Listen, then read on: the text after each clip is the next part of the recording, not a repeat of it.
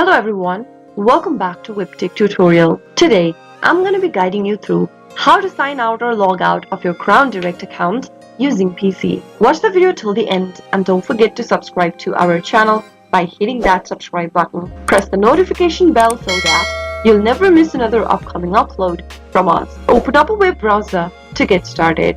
In the URL box, type in www.crownhotels.com.au and press enter. Once you're inside the main home page and if you are logged into your Crown Hotels account, you can easily log out or sign out of it with a click of a button. Click on the drop down right next to your name at the top right hand corner and then click on the sign out button at the bottom. But remember that you must know your credentials to log in back to your account.